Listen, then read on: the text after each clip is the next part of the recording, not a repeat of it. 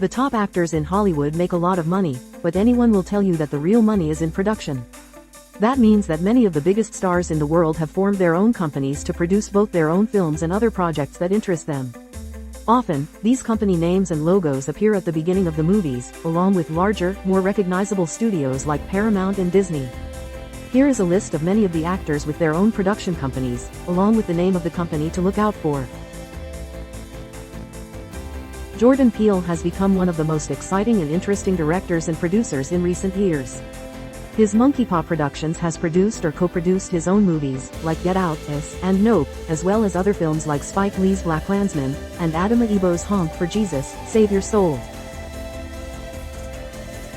Tom Hanks's Playtone has been wildly successful on the big and small screens. With movies starring Hanks like Cast Away, Charlie Wilson's Way, The Polar Express, and Greyhound, as well as films not starring him, like Mamma Mia and its sequel, the company keeps winning. It has also hit it big on TV with shows like Band of Brothers, The Pacific, and John Adams on HBO, and the CNN series about each decade of the last several years. Elizabeth Banks has been on a hot streak with her company Brownstone Productions. It's most notable for the Pitch Perfect franchise, but the company has also co-produced movies like 2019's Charlie's Angels, and that surprise 2023 hit about a bear that gets into something it should not have in the woods, with scary and hilarious results. When Reese Witherspoon started Pacific Standard in 2012, she did so with the express purpose of highlighting and producing projects with strong female leads, crews, and topics. So far, it's been a huge success with films like Gone Girl and Wild, as well as TV shows like The Morning Show and Big Little Lies. Adam Sandler movies are not for everyone, but wow, do they make him a lot of money through his company, Happy Madison.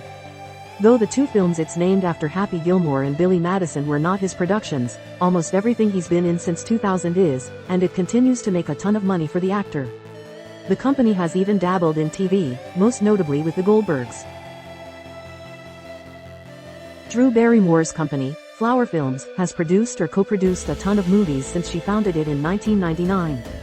With movies like Donnie Darko, 50 First Dates, Fever Pitch, and the Charlie's Angels franchise, it is safe to assume Barrymore has made a pretty penny. Of course, it also produces her daytime talk show, The Drew Barrymore Show.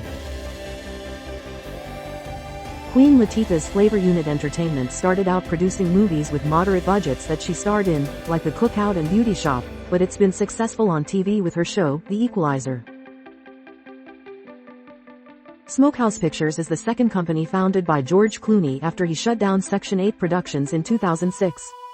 Most movies he's starred in or directed since 2008 have been produced under the Smokehouse banner, including Leatherheads, Monuments Men, and The Boys in the Boat, plus other projects like Ocean's 8 and Argo. Sandra Bullock's production company, Fortis Films, hummed along well. Through the company, Bullock has produced movies like Miss Congeniality and its sequel, 2 Weeks' Notice, and The Lost City. Friends star Courtney Cox and her ex-husband David Arquette started Coquette Productions together in 2004.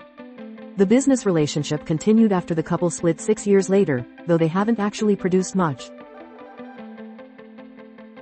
Plan B Entertainment was started by Brad Pitt, Jennifer Aniston, and producer Brad Gray in 2001. In 2004, Pitt and Gray bought Aniston out in the midst of her split from Pitt.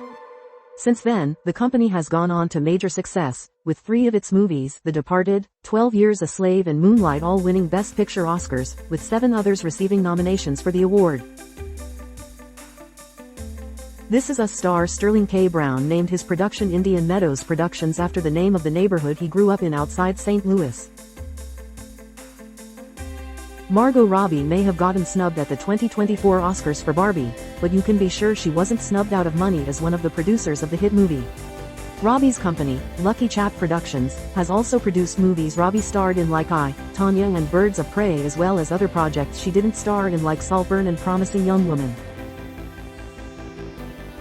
Leonardo DiCaprio's Appian Way Productions produced 2 Oscar winners with The Aviator, which won 5, and The Revenant, which won 3, including Best Actor for DiCaprio. Through the company, DiCaprio not only produced feature films, but documentaries as well. While Nicole Kidman's Blossom Films has dabbled in movies, most notably the 2011 rom-com Monte Carlo with Selena Gomez, it has found its biggest successes on the small screen. With shows like Big Little Lies, The Undoing, 9 Perfect Strangers, and 2024's Expats. Further Films, founded by Michael Douglas, doesn't have the portfolio that others may have on this list, as they seem to have found a niche in thrillers and suspense films like Swim Fan, Don't Say a Word, 2017's Flatliners, and the streaming show Ratched. Natalie Portman named her company, Handsome Charlie Films, after her beloved dog, and she's put together a nice run of movies. She's produced many of her own projects, like No Strings Attached and Jane Got a Gun, as well as a surprise that she didn't star in, Pride and Prejudice and Zombies. Eddie Murphy started betting on himself early in his career through Eddie Murphy Productions, and it has paid off big time. Starting with Raw in 1987, the company has produced some huge movies for the legendary comedian, including Coming to America, Harlem Nights, Boomerang, The Nutty Professor, and Norbit. Barbra Streisand has produced many of her own projects through her company, Barwood Films. 1976's A Star is Born, The Prince of Tides, and Yentl are a few of the examples of her biggest successes. Barwood has also dabbled in TV movies, like the groundbreaking What Makes a Family in 2001, about a lesbian couple having a child together. Alec Baldwin's El Dorado Pictures has been in the news a lot due to its connection to Rust and the tragic events that occurred on set. Baldwin has produced quite a few of his own projects through the company over the years, and even got into the TV game show space with the revival of Matt Game, which he also hosted.